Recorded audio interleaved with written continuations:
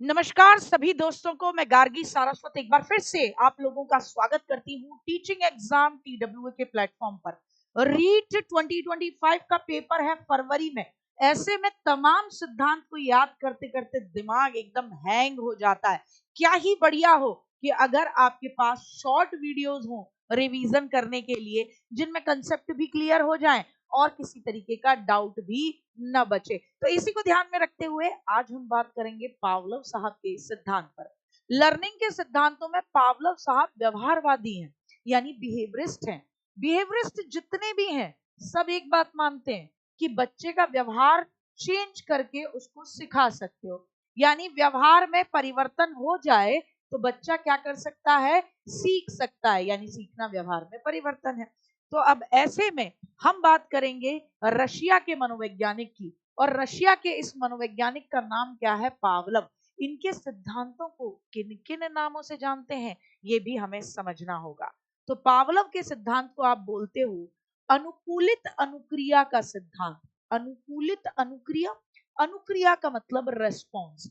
अनुकूलित यानी आप जैसा चाहो वैसी अडॉप्ट करा दो आप अनुक्रिया, यानी मैं डिसाइड करूं कि इस वीडियो को देखने के बाद आपकी अनुक्रिया क्या हो, मतलब मैंने अपने अकॉर्डिंग आपके रेस्पॉन्स को, आपके बिहेवियर को अपने हिसाब से बॉन्डिंग करा दी, अनुकूलित करा दी, कंडीशनिंग करा दी।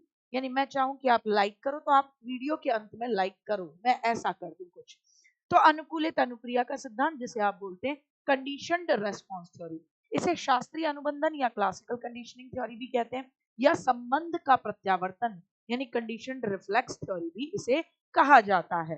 ठीक साहब, या सिंपल अनुबंधन का सिद्धांत भी पावलोव साहब ने 1904 में प्रयोग किया। ये प्रयोग था किस पर, कुत्ते पर। कुत्ते पर प्रयोग क्या था, सिंपल सा प्रयोग था।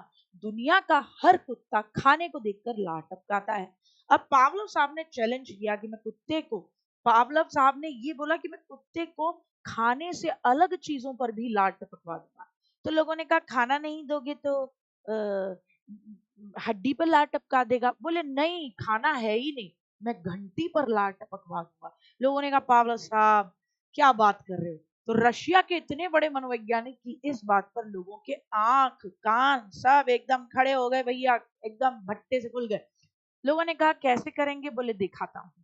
तो पावलोव भैया ने एक बहुत सरल तरीका अपनाया अनुबंधन के लिए, कंडीशनिंग के लिए। अनुबंधन का मतलब बॉन्ड बनाना, कंडीशनिंग कर देना कि भैया इस घटना के बाद ये चीज होगी ही होगी। तो पावलोव भैया क्या करते थे, कुत्ते के सामने खाना लाने से पहले 2 या 3 सेकंड पहले घंटी बजी, खाना आया। अब भैया कुत्ते ने तो खाना देखा इसलिए लार टपकाई, लेकिन धीरे धीरे कुत्ते के दिमाग में एक संकेत जाने लगा कि घंटी बजती है, उसके विदिन 2 सेकंड में खाना आता है। तो कुत्ते ने घंटी और साथ ही साथ किसको, घंटी को और भोजन के बीच में बॉन्ड बना लिया। यानी भोजन मूल उद्दीपक है, ऐसी चीज उद्दीपक यानी इस तरीके का स्टिमुलस जो आपको उत्तेजित करे।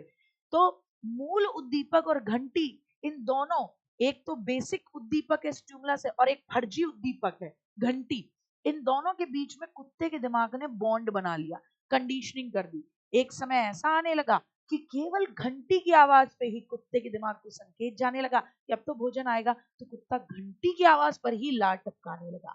और यही था कि मूल उद्दीपक के साथ साथ, यानी जो स्वाभाविक उत्तेजक है, जो उत्तेजित करता है किसी भी व्यक्ति को, प्राणी को, उसके साथ साथ अगर आप एक फर्जी उत्तेजक, फर्जी तो नहीं लिखेंगे ना एग्जाम में, यानी मूल उद्दीपक या स्वाभाविक उद्दीपक के साथ साथ अगर आप अस्वाभाविक यानी अननेचुरल या कोई सेकेंडरी उद्दीपक लगातार लाते हो तो उन दोनों के बीच में बॉन्ड बन जाएगा। और फिर ऐसे में जो मूल उद्दीपक के लिए रेस्पॉन्स होता है, अनुक्रिया होती है, वही उस फर्जी यानी अस्वाभाविक उत्तेजक के लिए भी होने लगेगी। तो यहाँ बॉन्ड किनके बीच में बना है, उन दोनों उद्दीपकों के, एक मूल उद्दीपक एक फर्जी उद्दीपक के बीच में बना है। तो आइए आगे सिद्धांत को समझते हैं। तो कुत्ते के सामने घंटी बजाई गई, भोजन लाया गया और भोजन पर कुत्ता लार टपकाता था। तो भोजन स्वाभाविक उत्तेजक है, यानी नेचुरल, नेचुरल स्टिमुलस है जो उत्तेजित करता है, स्टिमुलेट करता है। यानी यहाँ किसी तरीके की कंडीशनिंग नहीं हुई है, किसी तरीके का अभी तक बॉन्ड नहीं बना, तो इसे बोलोगे, भोजन को आप बोलोगे यूसीएस, अनकंडीशनड स्टिमुलस, कोई बॉन्ड, कोई अनुकूलन नहीं हुआ, ठीक है। और भोजन को देखकर अगर कुत्ता लार टपकाए तो इसे यूसीआर, अनकंडीशनड रेस्पॉन्स कहेंगे, यानी स्वाभाविक अनुक्रिया। लेकिन अगर कुत्ता, घंटी जो है ये अस्वाभाविक उत्तेजक है, घंटी क्या उत्तेजित करेगी? क्या नहीं करेगी, तो ये अस्वाभाविक उत्तेजक है, यानी बाद में घंटी और भोजन के बीच में बॉन्ड बनेगा, कंडीशनिंग होगी, इसीलिए घंटी को सीएस यानी कंडीशनड स्टिमुलस कहा है। फिर जब बॉन्ड बन जाएगा तो ऐसा समय आएगा कि कुत्ता भोजन के लिए इंतजार भी नहीं करेगा, घंटी जो कि अस्वाभाविक उत्तेजक है, यानी कि अननेचुरल स्टिमुलस है, कंडीशनड स्टिमुलस है, जैसे ही बॉन्ड बना तो घंटी के बजने पर, यानी कंडीशनड स्टिमुलस के आने पर ही लार टपकनी शुरू हो गई, यानी अस्वाभाविक अनुक्रिया होने लगी, सीआर। तो याद रखना, आपसे जब भी पूछा जाए यूसीएस क्या है, यूसीएस का मतलब स्वाभाविक स्टिमुलस, स्वाभाविक उत्तेजक, यानी बिना अनुबंधन के अअनुबंधित उत्तेजक है, वो है भोजन। और कंडीशनड स्टिमुलस क्या है? कंडीशनड स्टिमुलस यानी अस्वाभाविक उद्दीपक, कंडीशनिंग हो गई, अनुबंध हो गया, तो अनुबंधित उद्दीपक वो क्या है? घंटी। और फिर यूसीआर आ जाए तो भैया भोजन पर लार टपकना है, क्योंकि स्वाभाविक अनुक्रिया है, और सीआर अनुबंधित या अस्वाभाविक रेस्पॉन्स या अनुक्रिया है, यानी जब कुत्ता घंटी पर लार टपकाने लगे। ये जरूर याद कर लीजिएगा, यहां से जरूर पूछता है, ठीक साहब। अच्छा, इस पूरे सिद्धांत में पावलोव साहब ने कहा कुछ चीजों को ध्यान में रखिएगा, विलोप या एक्सटिंक्ट मत कर दीजिएगा कि लगातार सीएस को ला रहे हो, घंटी को ला रहे हो लगातार, यानी कंडीशनड स्टिमुलस को, अस्वाभाविक उद्दीपक को लगातार लाए जा रहे हो, लगातार लाए जा रहे हो। तो याद रखना कि भैया एक समय ऐसा आएगा कि भैया फिर लार टपकनी बंद हो जाएगी, घंटी ला रहे हो, भोजन नहीं ला रहे, इसलिए विलोपीकरण न हो जाए, याद रखना। दूसरा, उद्दीपक का सामान्यीकरण, कि मूल उद्दीपक जो बेसिक उद्दीपक था, यानी स्वाभाविक उद्दीपक जो था, यानी यूसीआर जो था आपका, यूसीएस जो था यानी भोजन, उससे मिलते जुलते अन्य उद्दीपकों के प्रति भी यही अनुक्रिया होगी।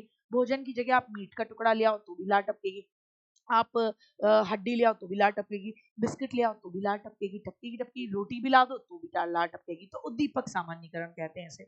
समय कारक का सिद्धांत, बोले भाई दिमाग में बॉन्ड बनने दो, घंटी और साथ ही साथ भोजन के बीच का गैप ज्यादा नहीं होना चाहिए, अगर ज्यादा हो गया तो फिर बॉन्ड ही नहीं बनेगा, 5-10 मिनट हो गया तो गड़बड़ जाएगा, इसलिए 2 से 3 सेकंड और मैक्सिमम 5 सेकंड से ज्यादा का अंतर नहीं होना चाहिए, ये महत्वपूर्ण बात कही गई थी। और याद रखिएगा, इसको भारत की माताएं सबसे ज्यादा यूज करती आई हैं, बच्चा पैदा होता है क्या कर देती हैं, उसको के साउंड पे सूसू करा देती हैं, ये के साउंड पे सूसू कराना क्या कहलाता है? ये के साउंड पे सूसू कराना आपका कंडीशनड क्या कहलाता है? रेस्पॉन्स। अनुबंधित क्या कहलाती है? अनुक्रिया। तो कैसी लगी आज की वीडियो जरूर बताइएगा। जय हिंद, जय भारत, मिलते हैं अगली वीडियो में।